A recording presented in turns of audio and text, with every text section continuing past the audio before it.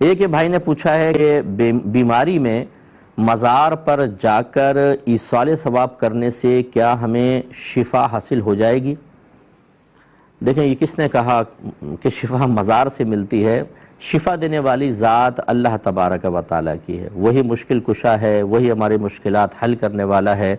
بیماریوں، مشکلات، پریشانیوں کو دور کرنے والی ذات فقط ہمارے اللہ تبارک و تعالیٰ کی ہے۔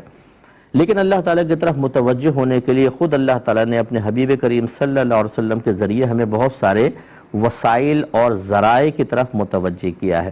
جیسے خود قرآن میں اللہ نے فرمایا کہ وَلَوْ أَنَّهُمْ إِذْ ظَلَمُوا أَنفُسَهُمْ جَاءُوكَ فَاسْتَغْفَرُوا اللَّهَ وَاسْتَغْفَرَ لَهُمُ الرَّسُولُ لَوَجَدُوا اللَّهَ تَوَّابًا رَحِيمًا۔ اے حبیب، ان لوگوں سے کہیے کہ اگر یہ اپنی جانوں پر ظلم کر بیٹھیں، یعنی گناہ کر بیٹھیں، کیا کریں؟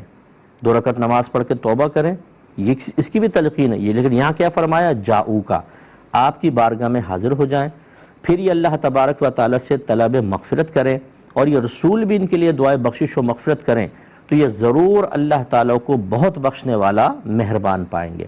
اب دیکھیے، اپنے حبیب کی بارگاہ میں اللہ نے آنے کا حکم کیوں دیا؟ کیونکہ نبی کریم صلی اللہ علیہ وسلم جب استغفار کریں گے تو ہمارے استغفار میں ان کے استغفار میں زمین آسمان کا فرق ہے، اور مقبولیت کے امکانات بہت بڑھ جاتے ہیں۔ ایسے کوئی اس کا انکار نہیں کر سکتا کہ کعبۃ اللہ کے پاس جا کر دعا مانگے اور گھر میں دعا مانگے، فرق ہے کہ نہیں؟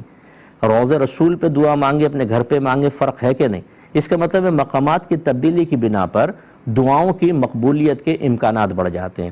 اس کی روشنی میں اب جواب آپ کے لیے یہ ہے کہ یوں نہیں ہوگا کہ کوئی صاحب مزار آپ کو شفا دے دیں گے یا ایصال ثواب کرنا شفا دے گا۔ آپ وہاں جائیں اور یہ سوچ کر کہ یہ اللہ کے نیک بندے ہیں، اللہ کی اپنے نیک بندوں پر دنیا میں جب وہ ہوتے ہیں تب بھی رحمتیں نازل ہوتی ہیں، پردہ فرما جائیں تب بھی رحمتیں نازل ہو رہی ہوتی ہیں۔ ان رحمتوں کے چھاؤں میں اپنے اللہ تبارک و تعالیٰ سے میں شفا مانگتا ہوں، اللہ تعالیٰ عطا فرما دے، یہ اس نیت کے ساتھ آپ جا سکتے ہیں۔ بلکہ مخاطب بھی کر سکتے ہیں، اگر آپ چاہیں تو ان بزرگ کو مخاطب کریں۔ ہمارے نبی کریم صلی اللہ علیہ وسلم جب قبرستان جاتے تھے تو السلام علیکم یا اہل القبور فرماتے تھے، مخاطب کرتے تھے، اے قبر والو تم پر سلام۔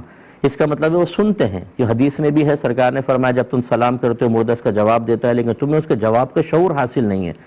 سلام بھی دعا ہے اور جواب بھی اس کی دعا ہے۔ اس کا مطلب ہے جو عام آدمی مردہ قبر میں ہے وہ بھی آپ کی آواز سنتا ہے اور آپ کو دعا دیتا ہے، تو صاحب مزار اگر اللہ کے واقعی نیک بندے ہیں تو آپ ان سے عرض کر سکتے ہیں اس طرح کہ حضور آپ اللہ کی بارگاہ میں میرے لیے دعا کر دیں کہ اللہ مجھے شفا عطا فرمائے۔ شفا صاحب مزار نہیں دے گا، شفا اللہ تبارک و تعالیٰ دے گا۔ یہ ہو سکتا ہے کہ اللہ تعالیٰ ان کی زبان میں وہ تاثیر عطا فرمائے کہ وہ دعا کریں فوراً ہو جائے، یا بعض اوقات ایسا ہوتا ہے کہ کچھ فضیلتیں ایسی اللہ کسی کو دے دیتا ہے کہ وہ باعث شفا بن جاتے ہیں۔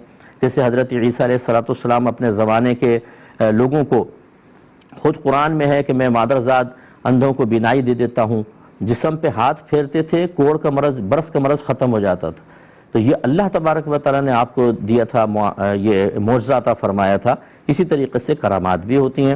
اس کے پیش نظر آپ بہرحال جا کے یہ دعا کریں کہ اللہ تعالیٰ مجھے شفا دے دے ان بزرگ کے وسیلے سے، یا ان سے بھی کہیں کہ دعا کر دیں، اللہ تعالیٰ کرم فرمائے گا۔ یہ صحیح طریقے ہیں اور یہ صحیح عقیدہ ہے جو میں نے آپ کی خدمت میں ذکر کیا ہے۔ کالر ہمارے